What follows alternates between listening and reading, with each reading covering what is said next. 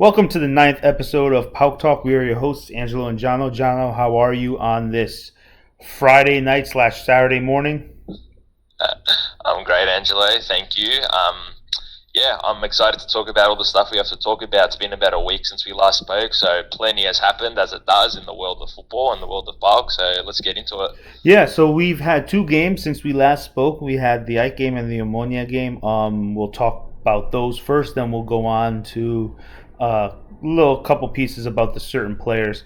So we'll talk about the Ike game first. I watched that game in full, and it was just an interesting game for me. I actually thought we came out and we played really, really well.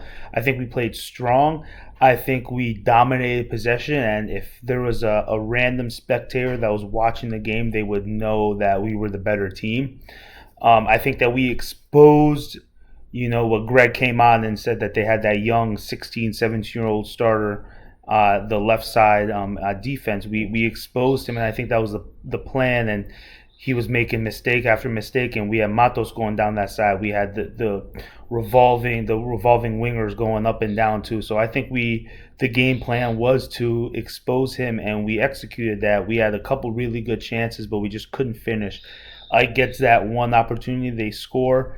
And then I feel like, especially in the Super League, and I think it's real evident, and no one will dispute this, is we have trouble scoring, and that's something we're going to talk about down the road. But ultimately, when the team sits back, we cannot do anything about it. And we saw it in the Europa League game, we saw it in the Super League game so far, a couple games, and we need to figure out how to break that mold. So ultimately, we got a point. As I said, I predicted a 1-1 game.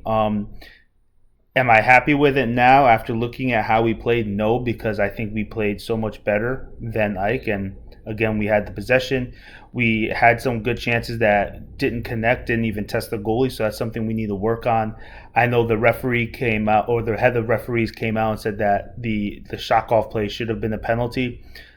I don't know, because it was kind of, he's looking back, it hit his hand, so I'm not sure 100%. But I think that Ike is happy with the draw. I know it came so late, but ultimately, if you look at the grand scheme of how both teams played, I think Ike would be happy with the point. I think we kind of realized that we missed 2 points. Just again, we scored last minute, so I'm not talking about in the run of things, but I think we played so much better than them. And then we had that opportunity in the 93rd, 94th minute, the last touch of the ball, basically. But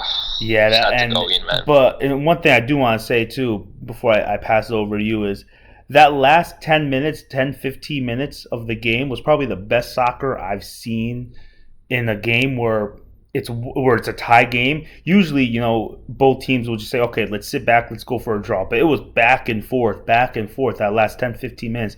Ike had a good opportunity, but Zivkovic palmed it away. It was from a cross. It wasn't a shot, but it was like someone from the left side went down, crossed it over. There was a player wide open in the middle of the field, in the middle of the box, and he was going to look like slotted in, but Zivkovic, parried it away with his hand. But it was just back and forth that last 10, 15 minutes, and it was fun to see. Normally, and I know a lot of people agree, if it's a 1-1 and you score in the 90th minute, the teams kind of sit back, right? But it was just nonstop action, and that's that. And like we said, we just wanted an entertaining game. So, I'll settle for a point, especially scoring so late. But I think ultimately we were the better team, and it's kind of, looking back at it, hopefully those 2 points don't hurt us. But anytime you go to Athens and get a result, it's good points. What do you think? Yeah, I agree with you. I think that we kind of said it when we were previewing the game. We said that, look, we're not going to be heartbroken with a draw. It's always a good result, but you need to take some context into it. I think it's an opportunity missed. We spoke about Ajax outs. Greg mentioned it on the last episode. The outs they had, you said, they had that left back that was on debut, and we obviously targeted him early at least. Mm-hmm. So I think and based on how we played, we were good enough to win. We had more than enough chances. Right. So it definitely feels like 2 lost points. And they're going to start catching up to us. We've played 5 games, we've drawn 3. Looking at the schedule at the start of the season, you would look at the 8 game and you say you take a draw, but we've slipped up against Atromitos and Volos, games that you'd expect to win. So Yep. had we beaten AEK, it would have kind of made up for one of those draws. But we sit here now. I think we've had one win in like 6 games. Like there's quite a few draws in there. The couple of Krasnodar losses, maybe even 7 games. So the one win coming against Orfi, the 3-0. Otherwise, it's been like a lot of draws, and that wasn't even that great of a game. Nah, until we were 1-0 up and Orfi had their chances, right, to equalise. Yeah. So I mean, if you're looking at everything on the whole, like there's worrying signs. Now, I mean, it's not something that's completely shocking given how we play, how we set up. We've struggled for goals. We've said, probably coming up, not quite a year yet, but close to, right? From the playoffs at least, even late in last season, we struggled for goals, and that's rearing its head again. And I think we said a few weeks ago, we're probably in for a season of frustrating draws, frustrating 1-1, 0-0s, and so far it's looking like that. Now, as you said, it's something we need to fix, and I don't know how we fix it exactly. We're obviously going to discuss, but kind of leads into the Omonia game, right? We went 1 down from nothing. That goal that we conceded was awful defending all round. But we saw, right, another team that set up strong defensively. Credit to Omonia, their shape was impeccable. They were hard to break down. And we just struggle in a game where we have to where we have to dominate the ball and have possession. We just struggle. We seem to lack creativity, lack ideas. So I don't know how you saw the Omonia game, but I just saw a team that really lacks in the final third, and our goal really came from an Omonia mistake, if you think about it. Yeah, and I think what you said was key, and we're going to touch on that, is the lack of attacking creativity. When you play that formation, right, the 3 in the back turns into 5 when you're defending. You're not going to have numbers going forward. And that's something that I'm going to propose a little bit later. Is I think our formation is too difficult. You have 5 defensive-minded players on the field just playing defense, right? I know they go up. You're right, Yanuli, Matos, whoever's playing that right wing back slot goes up. But they're ultimately defenders, right? We don't have creativity in the middle of the field. Yeah, Schwab and Asiti, a big deal. Right, I mean, obviously, Asiti's played, and this is too. He played really, really well against Ike, and I think that was his best game he's played. And I like Asiti, but when you have basically 6 to 7 defensive-minded players in a game where the team is going to be parking the bus, it's going to be really, really difficult to break them down. Thank God for Merck. He looks like he's somewhat of the real deal. He saved us twice so far. I like him. I think he's shifty. I think he's a good player. I think he's a good replacement for Pelkas. Is someone who maybe down the road we could, sell for even more. He could become a really good player for us. But it's worrisome, especially with Cholak. He really has done nothing since he's been here. Are you worried about Cholak yet, or do you think it just hasn't happened for him? I mean, we've described that we struggle in attack, so the team's not helping him. Are you worried yet, or you still think that it's still early enough? The team's not playing great. He'll get his goals. The sensible thing to say will be it's fine, because I think even Prijovic, when he first came, he was off the bench, right? He wasn't a starter. I don't know if he was banging them in a lot to start. I'm pretty sure Prijovic. So this is a thing for me. I'm pretty sure Prijovic scored on his debut. Cholak, I've just wanted to score because just mentally for a striker, that first goal off the bat is so important. And the more it goes on, it just snowballs into this massive thing. You know why I think it hurts is the fact that we had Akbom, who was putting them in regularly, at least for a couple seasons. Then you had Swiderski, who had that little bit of a lull period, but he scored 2 goals against Orfi, and he seems like he's starting to get back to it. He had that great opportunity versus Ike. So when you get this $4 million Euro player as a center forward, you expect them to be scoring goals or at least doing stuff to help the team win. But he's kind of like invisible. Yeah, look, I think he gets to the right spots. I think Cholak. I think it's not like he looks like he's lost on the pitch. I think he's probably been a little bit unlucky on a couple of instances, but yeah, I think that it's getting to the point now where it's going to start playing on his mind. I think what's he had, 4 starts maybe? I could be wrong. Hasn't really scored. There was a couple of chances against Omonia where he probably should have done better. That early chance where Yanulis cuts him the ball and he's basically almost on the penalty spot and he hits it right at the keeper. I don't know if you remember that. But yeah, like it's starting to get to the point where just for him, I think mentally it's just going to play on him and he just needs to get that first goal off his back. But we're talking about a team that rarely scores more than 2 goals in a game, right? So, I mean, I don't think the way we play really helps any striker. You know, it could be anyone up there. Like you said, we're lacking attacking flair, attacking creativity. And let's talk about the formation. I mean, it's the obvious thing left, like, that's to change. So, against Omonia, I think Ferreira got it wrong. You never start a City in a game where you're going to have the majority of the possession. I know against AEK it played out like we had the bulk of the possession, but as you said, he was quite good in that game. But so are we looking at a change in formation? Do you think that's the way to go? How many times are we going to sit here and say afterwards it was the wrong way to play? I mean, I feel like it's starting to get repetitive, right? 1 or 2 times, it's one thing, but when you know the team is going to be sitting back, when you know you need a goal, you can't play this formation. And I don't know if he's stubborn. I don't know if it's a thing where I was looking up, I was doing research on Bielsa, the legendary coach, and he said that he believes that a good coach can't get any players to play his formation ultimately. But I don't know. That's something where, I don't know if the players.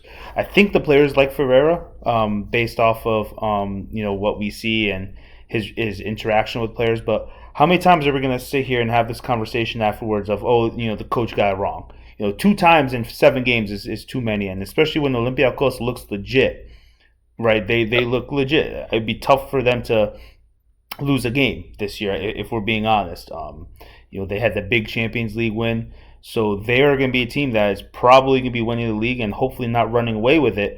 But in order to stay up with them, we cannot be dropping points, especially against teams that are going to park the bus. So ultimately, I think we should be going to a 4-2-3-1 where we have Yanuli, the 2 center backs, whoever right back is now, with what looks like Matos is leaving. Then you could have someone like a Schwab and a CT playing, the 2 holding mids or the 2 regular center mids. And then you could have 3 in front of them. You could have a Zivkovic, you could have a El Kaduri, you could have a Solis, you could have a Merg there, right? So that's 4 players for 3 positions. And all those guys, they don't really have to come back at all because we have the 6 defensive-minded players, and then you have whoever's going to be the striker that is just sitting up top.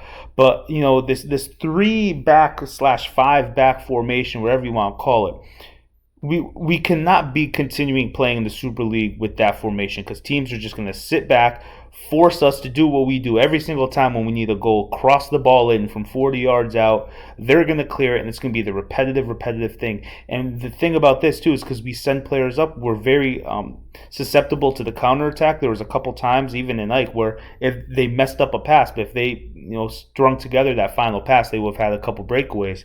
But I think Ferreira has to help out our team. Our players are good enough, right? We have good enough players to do it, but his stubbornness and his ability to not change things on the fly, it needs to work, right? Yeah, he can be fired around the bench. He can get yellow cards all day, but ultimately he does nothing for the team, right? Gets them frustrated, gets them not believing themselves. He has to change it up. I think. When you play a good team, yes, you could go back to that formation because ultimately it's really 5 in the back. So you could turn it into like a 5-4-1 kind of thing. But when you're playing, a regular Super League team that we know we're better than, we need to switch it up. What do you think? Yeah, no, I agree with you for the most part. I think you summed it up really well. I think I was listening to radio the other day, and one of the hosts basically said it perfectly. He said PAOK is going to play 75-80% of the games where they're the dominant team on the ball. This formation, clearly, I mean, there were some big teams around the world that play this formation. But they have players. Well. But they have players that their defenders, their center backs are skilled with the ball. We have Varela. But you get what I'm saying? Like, they have players that can play that position. We don't. Yeah, no, I agree with you. Like, so it's not necessarily what I'm trying to say. It's not a knock on the formation. It's obviously just more. It doesn't suit us, right? Like the formation has been done. Titles have been won by big teams playing, a 5-3 or a 3-4-3, I should say. Yep. So no, I think you're right. I think it's in games like against Omonia, especially. It's just like you said, like we said the same thing, man. Like we're gonna dominate the ball. You're only playing with two central midfielders, not three, as most teams do. So you're already at a disadvantage, Right. and then you put in a City who's not a ball playing defender. So basically, poor Fab. I mean, I felt bad for him during the Omonia game in the first half. He had to if he wasn't on the ball in the middle, we were like, well, fuck. Like Right. he had to keep coming and receiving the ball and trying to make something happen because he had no help from a City. And again, not a knock on a City. I think we both rate him. He has his I role and like he him. can I do that like him a well. lot. Yep. Yeah, but like that's not his role. So I agree with you. And I've always thought that good coaches can adapt.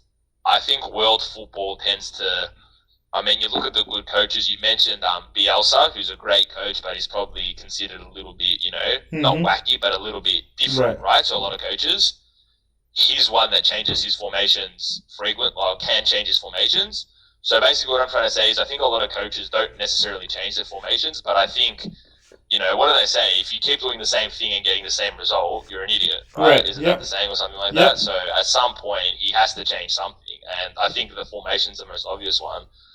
Yeah, Um, because we don't have the players to rotate, so it's not like, oh, well, we could bring in a whole new 7, 8 players. You don't. We can't do that.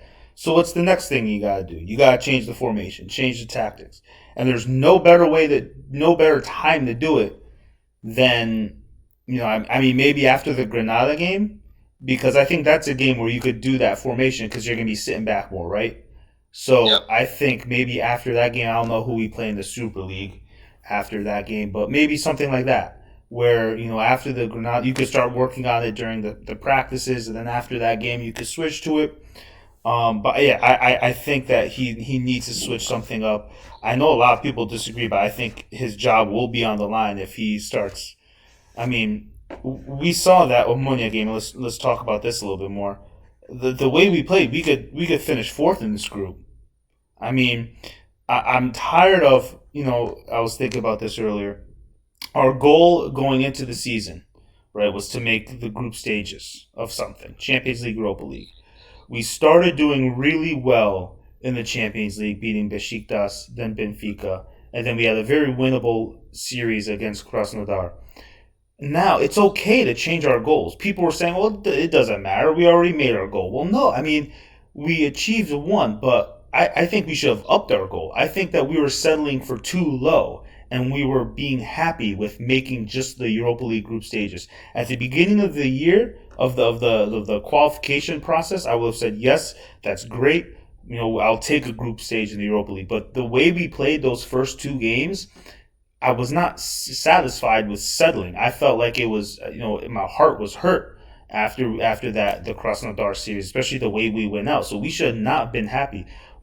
Fans, the staff, players, we should have not been happy that we just made the Europa League group stages.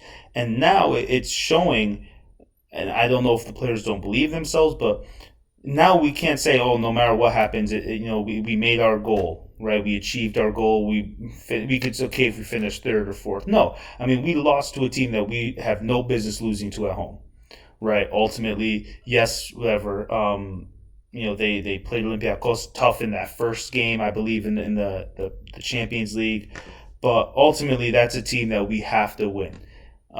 We saw Granada; they came out against PSV and they won away from home. So the last thing we need now is to go out to Spain in a couple weeks and get dominated, lose 3-4-0, and it's possible. It's entirely possible with the way that we're playing and the way that we're being coached. And I think that, and I'm gonna mention more about this later down the show, but it's just our mentality. It's, oh, we made the group stages, we're fine. Oh, we're playing a team from Cyprus, oh, we're gonna win.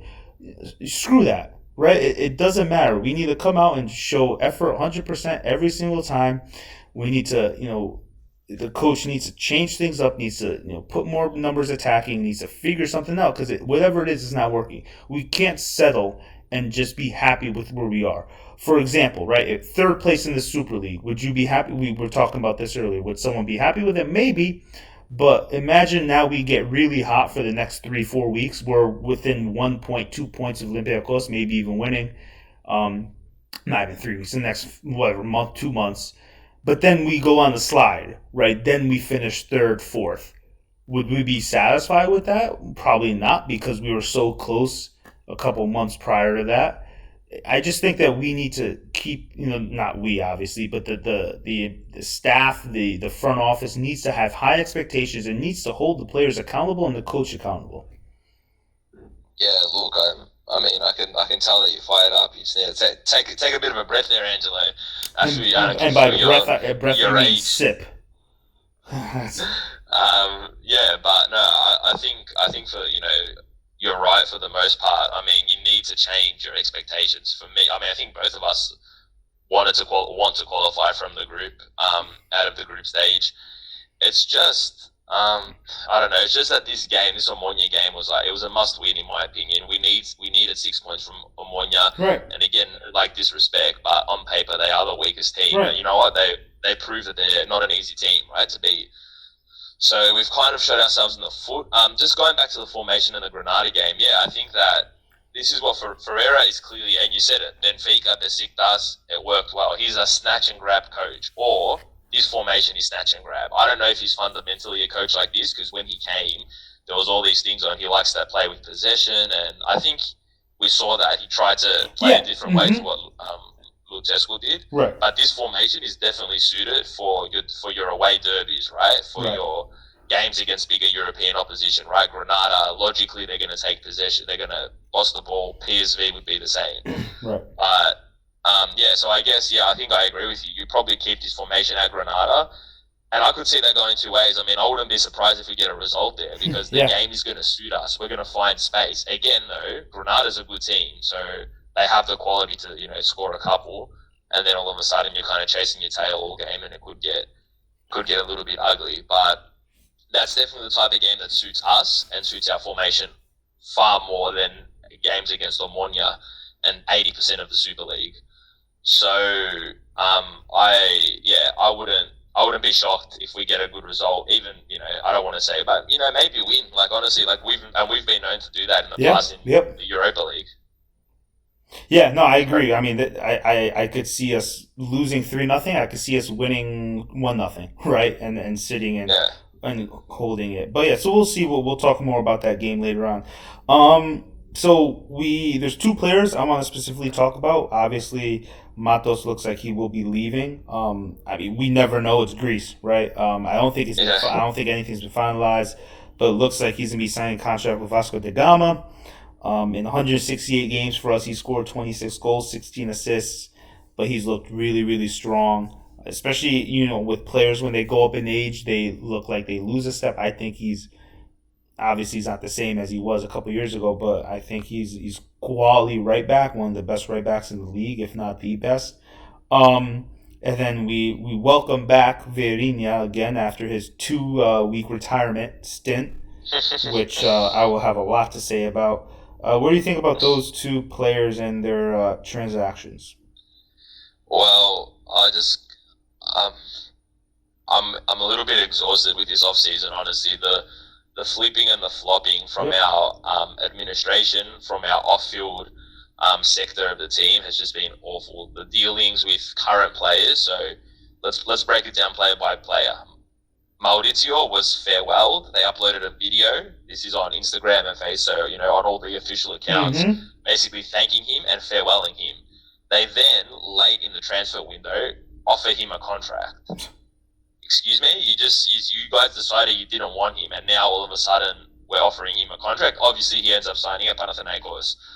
Matos, right? Same sort of thing. Where we're being told he's not in the coach's plans. He went to Brazil for a week, and then they used that as an excuse as to why he wasn't playing. He doesn't play in probably two of our most important games, maybe ever, against Krasnodar. We're forced to play with a centre back there because of Rodrigo Suarez's injury. Then the next game he's back against Orfi and playing and then he's made a captain, and now he's leaving again. What is going on, man? Like, this is like how I run my indoor soccer team. Right. Like, what the hell is going on? This is extremely amateur, just scuff and kneel stuff. And then you come to Vieirinha, right?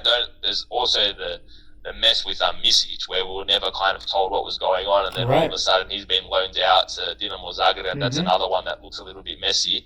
But then you get to Vieirinha, right? To be fair to PAOK, we never really closed the door. The club never closed the door on Vieirinha. He's the one that came out and, said he was leaving and thanked the club and, I'll be at Bugsies forever and all that sort of thing.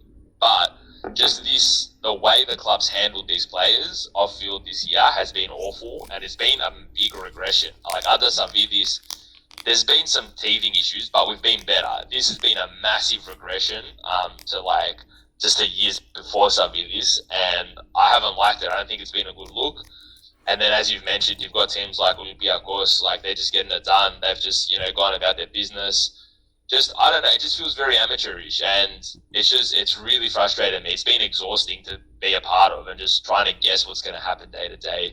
Do you agree with me, or do you think that there should be some leeway that they No, should be I giving agree with I and agree with I agree with everything you've said. I think that's very amateur league. I think it's very Mickey Mouse. I think it's very just it's something that small teams do. And how many and it's I feel like a repetitive box, saying it over and over and over. I feel small teams do not. We are not a small team anymore, right?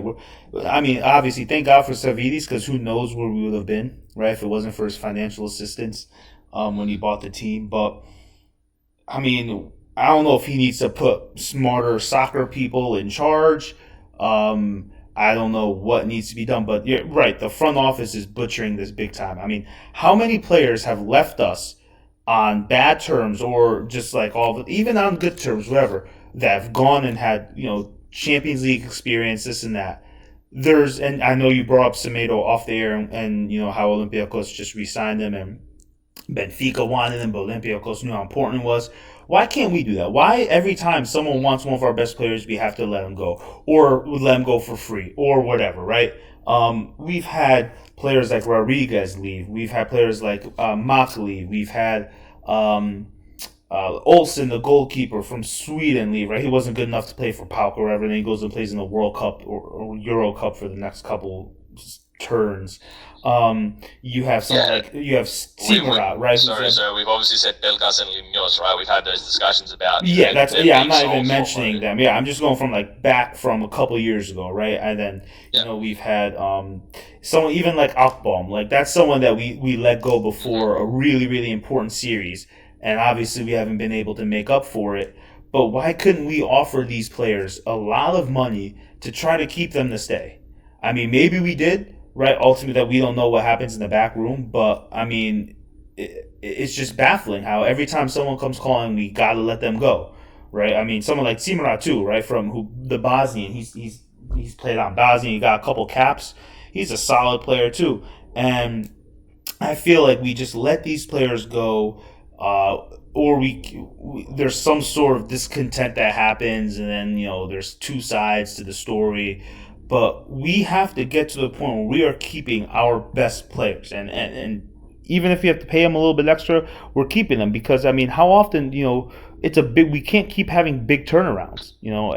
Every so couple years or so. It's good that we kept Yanuli for now, right? But I think that's more about because we wanted him for the Krasnodar game, right? If we had lost against Benfica, I assume he would have been gone. But it's good that we kept him. We'll see what happens with Solis. I mean, but who else? We're getting young, but we're not that young anymore, right? I mean, we have Yanuli, Mikhailidis, who I don't. I mean, he was solid, but the last couple of games, I don't know how I felt about him. If we do go to the back four, he'd be my man out. It would be Varela and Ingerson in. So you have Mihalidis, you have Yanuli. Right back, we really don't have anyone. Center mid, we really don't have anyone. I'm talking about for young players that have been here a while, right? And then you have Solis. That's pretty much it. Am I missing anyone? I mean, there's some super young guys that have come off the bench. I mean, we've mentioned Lucias, and he's 16, I think. They're super young guys. So there are guys. There's Cigaras, but these guys haven't really played. We haven't seen them, so you can't really judge them. So it looks like we're gonna be in a time in a couple of years where we're not getting rid of anyone. At least we don't have to, right? It's not like we're Yanuli. If we re-sign for a big deal, right? We did, but we'll see how long he stays, and then Solis, we'll see how long he stays. But do you agree that we need to work on things differently in the front office to keep these players, to make them happy, because we let people go, and this is why I'm on this rant, because of Matos, right? He's a really, really good player. He goes from not playing to playing and being the captain, right? Starting and being the captain to all of a sudden now gone, like the next couple days. It's a circus. I think that the way that the front, and we don't know if it's the player, right, or if it's the organization. But how many times are players going to do this for us not to look at the organization and say, hey, maybe something is up with them, right? Maybe something is up with the organization, because this is not the first time, right? This is not the first year this has happened. It's happened before. So ultimately, I think we need to get smarter, better guys in the organization who are going to realize, okay, well, we need Matos, all right? What's it going to take? How much are they offering? What can we do? You're a legend. What can we promise? Maybe we're going to do our best to maybe bring in a couple players. Try to qualify for the first knockout stages of the Europa League. What will it take? Okay. But after that, if they want to leave, they want to leave. You can't keep them. But I don't think it's fully they want to leave, or else he wouldn't have stayed, right? He wouldn't have even played against AEK and Omonia, right? If he did not want to be here, he would have just not played. Yeah, no, I agree. It's just, again, so letting someone like Matos go doesn't irk me. What irks me so much? What irks me is just there's not a consistent message. There's clearly not a consistent plan. Like you said, they don't seem to know who they want to keep, who they want to go. Right. So that's my issue. I think that maybe Vieirinha staying or coming back, however you want to say it, maybe has something to do with it. Even though I think at his age, and given our struggles in the final third, I think he would be better off being used as one of the front three. I mean, he has some quality. So whether they're planning to use him as a wing, as a right back, it's why they forced Matos out. But I think you made a really good point with Giannoulis and Semedo. So Olympiacos, one of their key players, one of their stars, was headhunted by Benfica. Semedo wanted to leave. There was reports earlier in the summer that he was kind of dragging his feet along at training, basically trying to force the move. Right. Olympiacos just said no. They stood their ground. They paid him what he wanted. They re-signed him with no buyout option. That's a big club move. That is we're here to win things. We're here to go deep in Europe. PAOK has failed in those with those tests in the past, letting players get into the last year of their contract. Akpom, Belkas, Limnios, right? You mentioned guys in previous years. The list goes on. Giannoulis now is that test for PAOK. Are we going to, not forever, hopefully, but are we going to remain a club that basically lets our players go on the cheap, sells key players at key points when we're building towards something?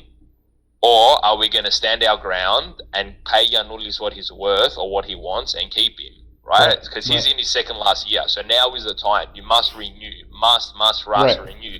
Even if you plan to sell him next year, that's fine. Do not let him get in the last year of his contract. So this is the time. This is the test. I honestly have a feeling that he's going to end being. He's either going to be sold in January or they're going to let him get into the last year of his contract. And why do you have that feeling? Just history says that. Exactly. So that's why I think it's the organization, right? Because history says that. Mm-hmm. Yeah, I think it does, absolutely. And that's why it fills me with no confidence. And I think most PAOK fans would, know this. It's the instability off field, like technical directors changing constantly, coaches changing constantly. Yeah. And we keep talking about Olympiacos, but that's our rival. That's who we're trying to reach, right? And how they run, as much as, there's a rivalry and a hatred between the teams, the way they run, a lot of their operations, not all, but a lot is very they're European standard. Right. They are far and above beyond what, Greece runs at, which is great for them. And yes, they've had a head start. They've had many years in the Champions League and they've had all this money coming in from that. Their resources don't compare to ours. So that, yes, we have to cut bulk some slack there. But just like steps like this, do not let your key players walk for cheap. Do not let them enter the last year of their contract. That's something that's in our control, and we just need to get better at that. You take it a step at a time, and that's the first step. Keep your team together, right? Keep your key players.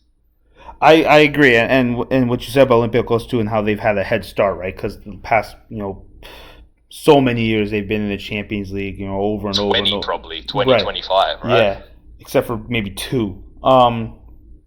but we have to get to that point. So we had a chance this year, and we didn't take it. So I mean, there's no one else to blame except us, right? I mean, we Yeah, had that opportunity to make the group stages, make that money, buy more players, buy more depth, whatever it need, and to continue it. But now that we didn't make that, and then we drew our first game in a game that we needed to win, we may not even make it out of the Europa League group stages, which probably right now I think we're more odds that we're not gonna make it out. Right? I think the odds are in the favor that that we finish third or fourth, obviously.